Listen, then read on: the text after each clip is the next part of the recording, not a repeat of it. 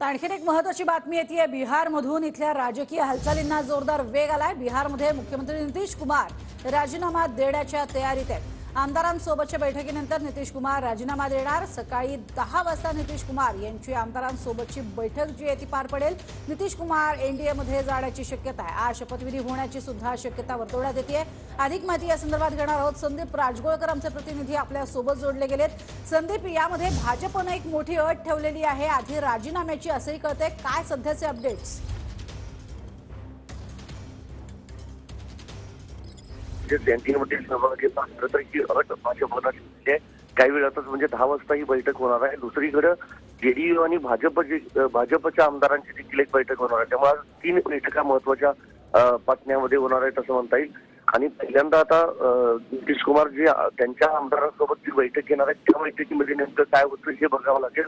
कारण आमदारांचं म्हणणं देखील ऐकून घेतलं जाईल असं नितीश कुमार यांनी स्पष्ट केलं होतं। पण आज दिवसभरामध्ये नितीश कुमार हे राजीनामा देऊ शकतात अशी चर्चा सध्या राजकीय वर्तुळात आहे।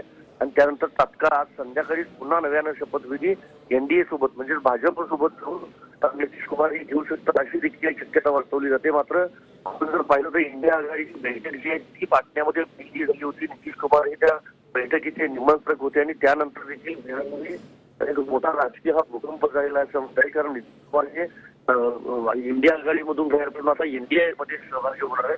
महत्वाचं हे आहे की आमदारांच्या नंतर त्यांना संख्याबळ आहे ते देखील विधानसभेमध्ये भाजपची संख्याबळ पुरेसं असल्यामुळे ते नक्कीच मुख्यमंत्री बोलू शकतात।